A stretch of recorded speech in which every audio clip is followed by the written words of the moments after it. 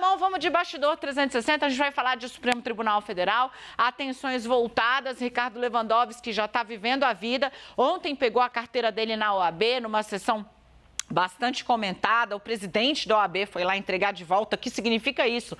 Lewandowski voltou a advogar, já está habilitado para voltar a advogar. Isso significa que a cadeira não pode ficar muito tempo esfriando. Luiz Inácio Lula da Silva, é bom ficar avisado, a oposição no Senado fechou questão e disse que se a indicação for mesmo Cristiano Zanin, haverá uma pauta de combate à aprovação do nome dele implacável nas redes e na imprensa, por meio da imprensa. Vão politizar se a escolha de Lula for o nome de Cristiano Zanin, que era advogado de Luiz Inácio Lula da Silva. Isso é um indicativo, Daniela, do quê? Vamos lembrar quem foi o candidato da oposição à presidência do Senado. Rogério Marinho, aliado de Bolsonaro, ex-tucano. Rogério Marinho foi candidato à presidência do Senado contra o nome apoiado por Lula, Rodrigo Pacheco. E ele teve 32 votos. Então, o nome, se for Zanin, Lula precisa saber que já larga com uma oposição de cerca de 30 a 32, 36 votos dentro do Senado.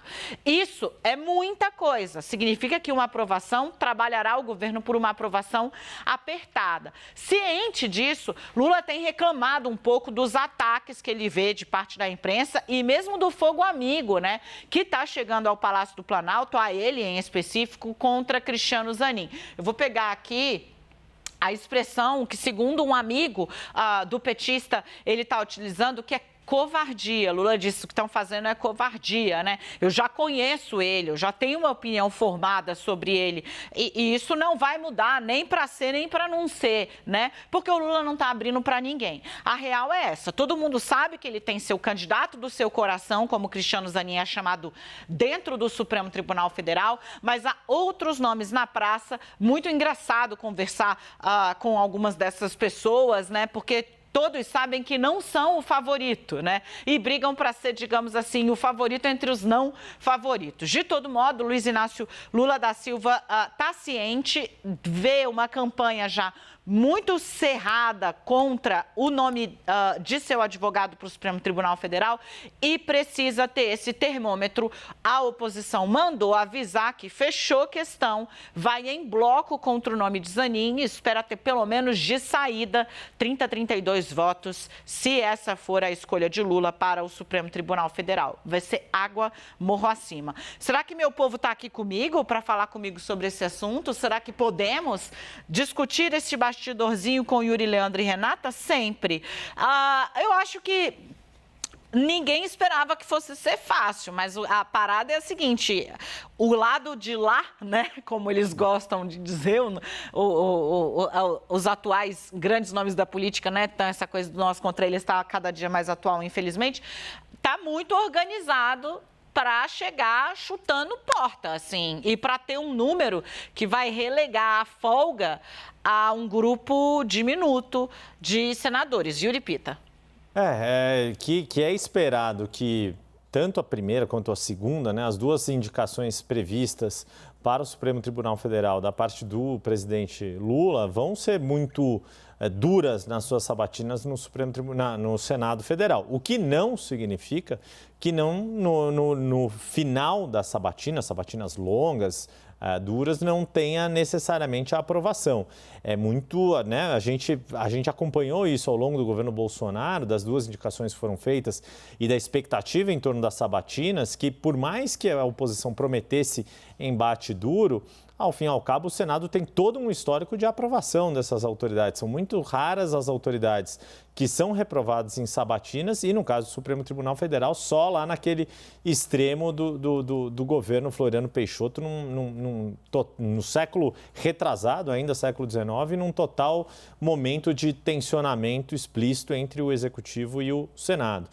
Seja como for, acho que a preocupação que me parece haver no entorno do governo e dos apoiadores do governo é muito mais na repercussão social do que na questão do trâmite ali ao longo do Congresso Nacional, do Senado Federal especificamente, já que a Câmara não entra nesse debate. E, claro, depois toda a movimentação política a partir da posse desses nomes que forem indicados e aprovados pelo Senado Federal, como vão atuar na Corte, não só ao longo deste mandato presidencial, mas nos próximos mandatos. O que a gente tem percebido, até depois pela aprovação daquela chamada PEC da Bengala, que estendeu a aposentadoria compulsória aos 75 anos, não mais aos 70, os ministros estão permanecendo mais tempo na Corte. Então, pensar não só no atual mandato, mas em uma sucessão de mandatos,